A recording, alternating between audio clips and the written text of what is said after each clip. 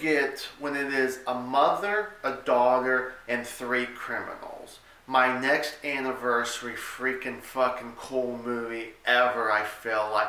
Panic Room with Jodie Foster and Forest Whitaker. This came out March 29th, 2002. Another movie that I'm doing for 15 years ago. And I gotta say, this movie still stands up today, too. My review of Panic Room next.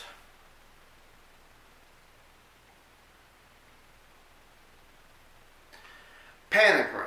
Now, I mentioned about, pretty much, I actually just threw out the entire story just at the very beginning here. It stars Jodie Foster, it stars Forest Whitaker, Kristen Stewart before she did Twilight, and Jared Leto before he even played the Joker years later.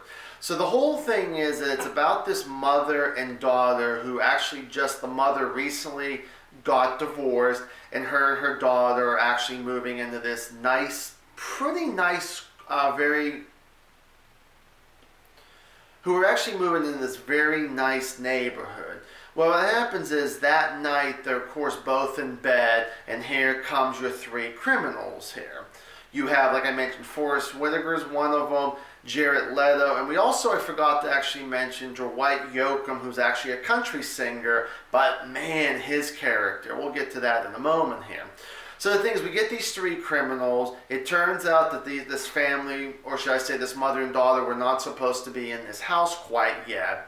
So of course this adventure goes on from here on. They got to figure out how to get into that panic room. That's where they need to actually go, where the mother and daughter have actually gone into them.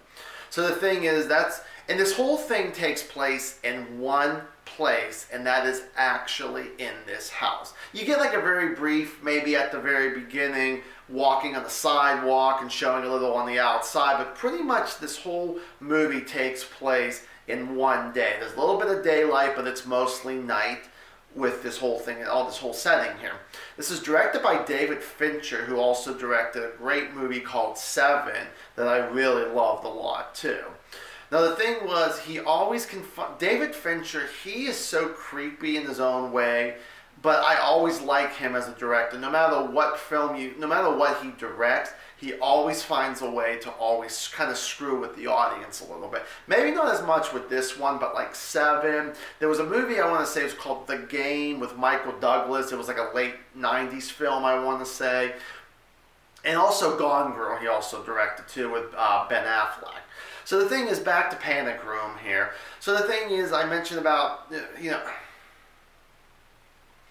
So back to Panic Room. I have to say that this was a great film. This is a very fun movie. I won't call this a guilty pleasure movie, but I will definitely say this is a film, if you love Jodie Foster, who always brings it, same thing with Forest Whitaker. These two always bring their A game. If these two were actually in this movie, even though we're talking 15 years later than when this film came out, I still think it would have actually came out pretty well. Maybe there would have been some changes or whatever, but I really think that this film was just made nearly perfectly, I gotta say.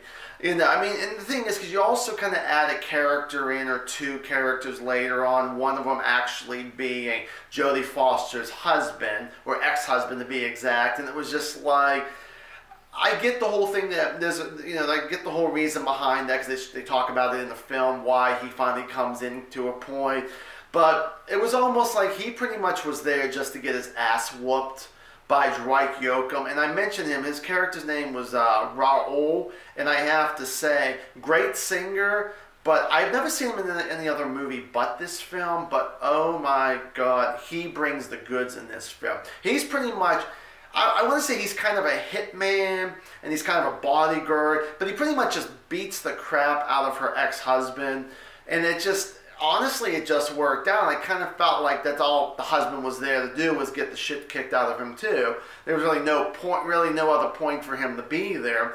You know, and I know there would have been questions about, well, she called him, and how come he doesn't show up? I still think there could have been. I felt like without the husband, it still would have worked out perfectly. I felt like. Have you actually seen this movie? Like I mentioned, 15 years ago for this film. If you haven't, this is a recommend. If you have, give me a comment down below. Tell me what you thought about it.